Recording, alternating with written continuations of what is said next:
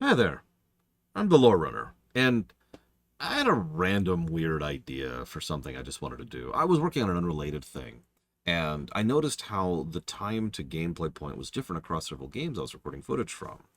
I'm probably getting ahead of myself here. So, anybody who knows me knows that I'm really interested in gameplay structure. I like the nature of how what is organized when and where.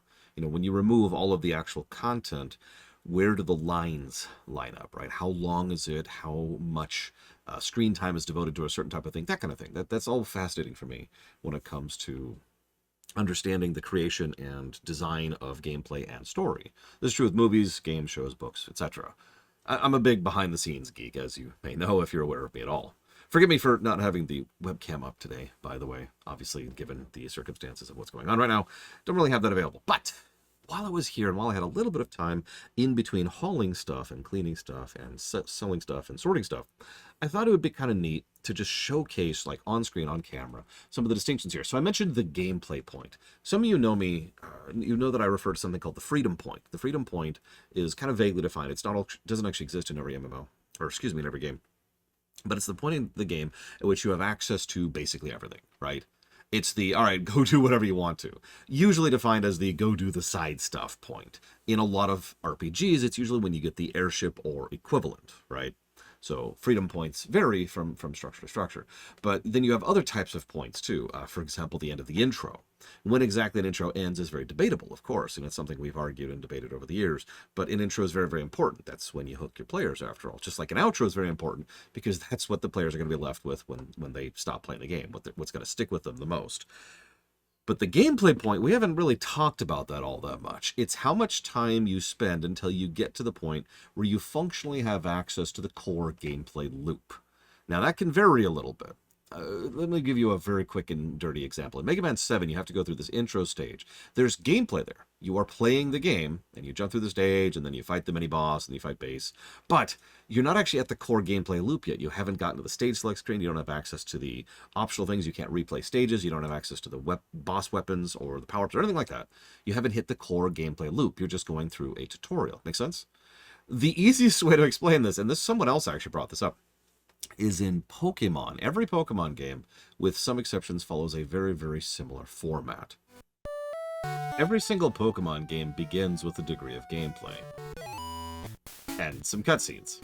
How many cutscenes varies, but that's sort of the point, isn't it? There is a bit of a variety to these. Most Pokemon games don't actually take all that long to get to the point of being at gameplay, but they usually take a variable amount of time to get to the core gameplay loop. Yes, this is great, Mom. Thank you for telling me how to use this stuff.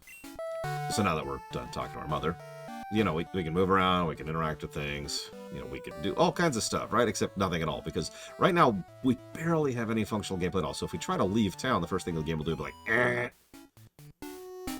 hold on, you're dumb, you're stupid, you're brain rotted, come back here.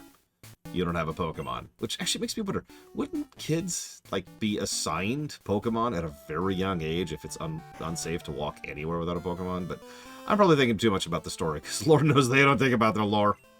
Anyways, but now that we actually have a Pokemon, we can just go ahead and leave town and engage in the core gameplay loop, right? Wrong. Obviously, we do have our one Pokemon, and that is indeed our only Pokemon. I know there is such a thing as the Solo Pokemon Challenge, but... Aww. While we can engage in gameplay, while we have combat, we're not really at the core gameplay loop yet. All we're doing right now is smashing tackle. Very, very slowly. Oh my god, I forgot how slow this was. But now, after going all the way up there, getting the egg, coming back, fighting our rival, getting the tutorial on how to catch, this is the moment at which we've actually hit our proper gameplay point. It's also, interestingly enough, where most Nuzlockes begin, and a whole lot of other Pokemon Challenge and speedruns to begin with, because there's nothing there before that. This has actually been a slowly growing thing amongst the speedrunning community, well, at least amongst most of the community that I tend to interact with, which is, can we just cut out the chaff of the intro and get right to when the game actually starts? And that concept was kind of what I was thinking of, because obviously there's a value to these intro sections. I'm not trying to say that there isn't, but There's also something to be said for just getting to the point where you can actually play the game, especially when you've played this 50,000 times before.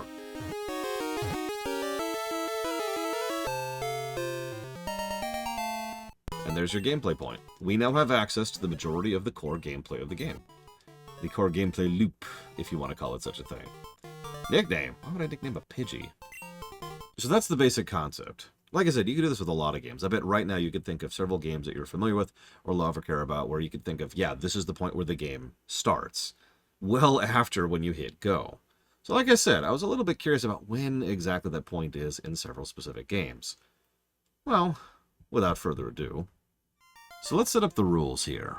This is kind of speedrunnery rules, because obviously we could try to do like a normal playthrough or a typical playthrough, but A, that's very debatable, and B, I don't have time for that. So instead we're going to be going by speedrunner route rules, which is what is the absolute fastest you can get to the gameplay point. We're going to be mashing through all cutscenes, we're going to be skipping all optional stuff. The whole point is to get to the primary gameplay loop as fast as possible and see what is allowed. Because this is another thing when it comes to game design, is obviously the game developers intend A, but they also allow B. And there's some discussion and debate that can be done about the variance and gap between those two things, but for these purposes, we're just going to start with that. So we're going to go ahead, turn up our speed, hit new game. So we're going to go ahead and hit record, wrong word. We're going to hit start and go. Okay, so we want to go ahead and go fighter. I'll go ahead and name this after myself. Try to go pseudo fast. Whoop, up. I hit the wrong button. I'm now Lure. That's my name now. That's my name. Sure, we'll make this Bob. Bob sounds like a good name. Good, strong name. Bob. And then we'll go with our usual black mage. We'll make this Boba. There we go. Perfect. And I need a white mage. White mage. Ah! There we go. We'll make this Job. Not Job. Big difference. Job. And time. 46 seconds. I'm not actually joking. Final Fantasy I is fascinating in that you have access to the entire game and the core gameplay loop the moment you have finished making your characters. There's our characters, we have access to spells and equipment and the gameplay and the quests and the interactions, and everything that is the game is accessible immediately. You could argue that because I took so long when it came to that initial thing of naming the characters, it could be even shorter. And you're right. But I'm sort of trying to make a point here. Final Fantasy I is crazy in how fast it allows you to get to that initial point, but that makes sense. After all, that's kind of how a lot of NES games work. If you think right now about almost any major NES game that you can think of, you could probably think that, oh wow, it's like going to be just a few seconds or less to get into the action. I mean, even a game with cutscenes, I'll use an example, Ninja Gaiden, has a thing where you can skip those cutscenes and immediately get to 1-1. Having said that, there were a couple of other things I wanted to kind of look at. So while we're here, let me go ahead and write down this number.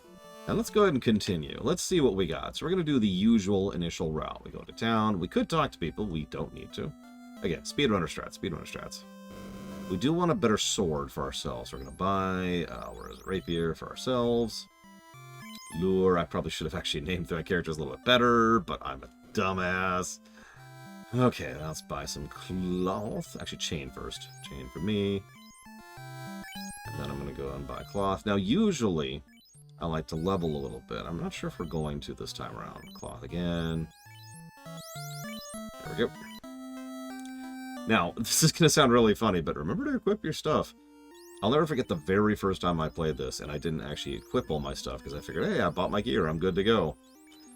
It wasn't making any impact. It was so weird. Yeah, go ahead, make fun. Alright, in chat, real quick. Should we do lightning or fire? Wait, I'm not streaming, I'm recording. Crap! You can tell I'm a streamer. Alright, so we'll go with fire. More useful against more enemy types. And that's all we have money for. We only have 80 gold left, pretty sure. 90 gold! Wow, I'm terrible. I have no memory today. So we could level up for a bit. But, you know, honestly, the whole point here is kind of speedrunneriness, so what we're going to do is we're going to make a save state, because saving in this game is kind of a colossal pain. We're just going to head north. We're just going to see how bad this goes. Okay, so that actually took longer than I thought. That entire thing, that whole 6 minutes, that's just 2 encounters. It's not my fault this game is so slow, okay? So 647 to actually get to the first boss fight. Oh, hang on. Let's actually use some abilities here. We might actually die here. And that's 842 to actually killing the boss. Not terrible. Admittedly, considering we were all level 1, and I actually made a mistake earlier. I meant to buy a nunchuck for the monk, because I forgot in the NES version the monk is actually better with a weapon. That's my bad. Anyways, still, that's not too shabby. So we saved you, yay! Now you're probably thinking, why are you still going? Well, there's one last thing I was curious about. Again, the end of the intro. Now, I'm not going to do this for every one of these games, because, for example, I have argued for many, many years that Final Fantasy VII's intro ends when you leave Midgar. I don't have that kind of time. Like, FF12 is probably the prison, for example, you know, like, I don't. Sorry. But FF1's intro is very, very clearly defined. It is right here. Yeah, no, that tracks. 1990. I'm old! I played this game when it came out. Anyways, so is FF1. What else we got? So, while we're here, let's go ahead and turn the speed up. And go. So let's see. Let's call this 2 reasonable names this time. We'll try to do this a little bit quicker and also less terrible. Sure. We'll do this Pax. Pax wants to be immortalized as, I think that's Leon. And then we'll have, I don't know, we'll have Bragwin come in here. Bragwin, I don't know how much of this we're going to fit in. You can probably already tell where this one's going to go. You know what, sure. Oh, and that's Guy. We'll have Guy be, I forgot it. Rax! Okay, so, supposed to lose fight. I happen to know this is supposed to lose fight, so we're just going to mash through this. Again, anything to speed it up. That's the only limitations we have. That's the only requirement. Hurry the hell up.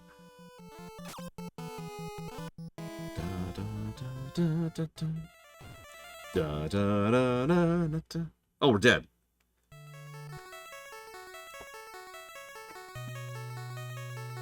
Oh, Hilda looks weird in this version. I haven't played the NES version of this in a long time. Like, I've played the GBA version, the PS1 version, hell, even the Pixel Remaster version recently, but NES, ugh. Rax!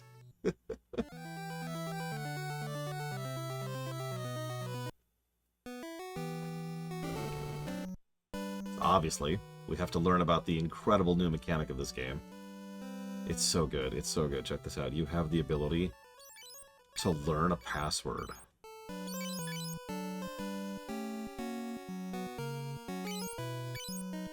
Hang on, let's go talk to Manuel. Perfect.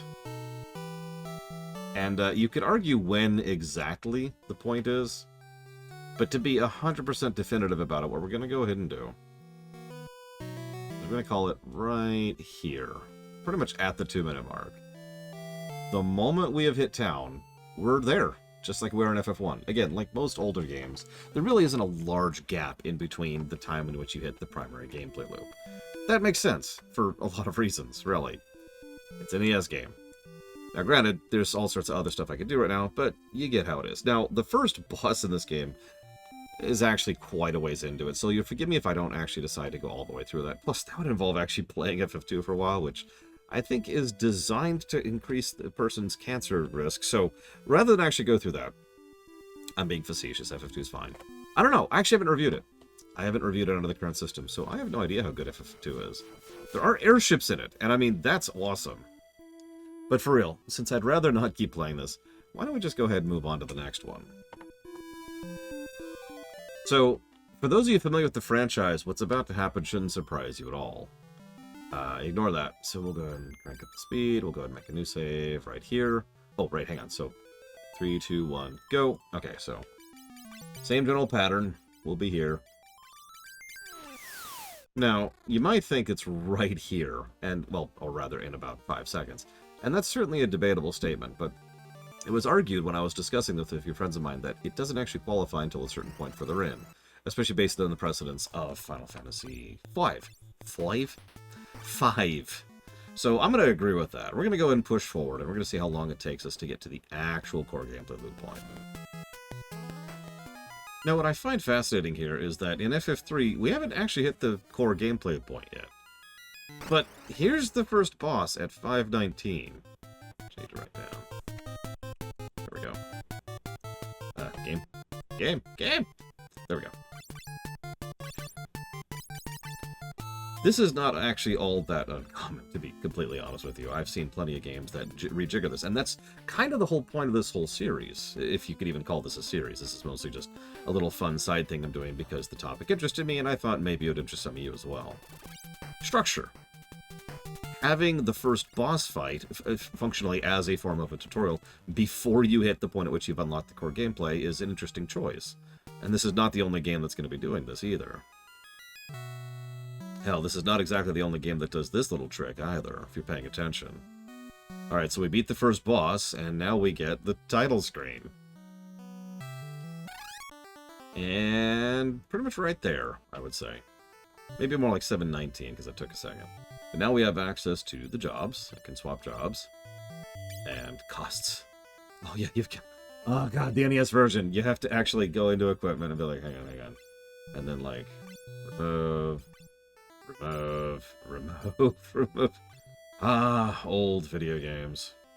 No, not like games that are older. I mean games that feel older. We've talked about that recently. Fighter, yes, please. There we go. Put on some freaking gear.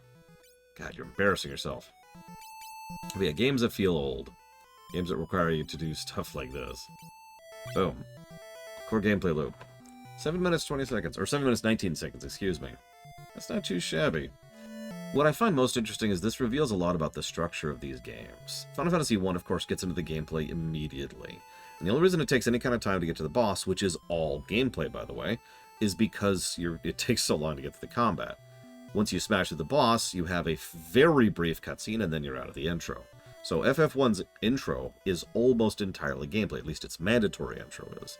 You know, again, using the provisos that we were using. Final Fantasy II, by contrast, had only 2 minutes to get to the gameplay point, but almost all of those 2 minutes were story.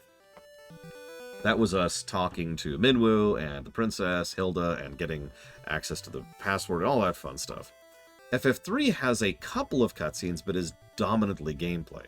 Almost nothing but our first dungeon and our first boss fight, all coming as our tutorial. Which makes sense, since FF3 is FF1 too, so that tracks. Either way, I find all this fascinating, like I said, from a structural perspective. And if there's enough interest, I'd like to keep going with this, of course, assuming I have time. If there isn't, that's cool too, but either way, I will catch you on the flip side.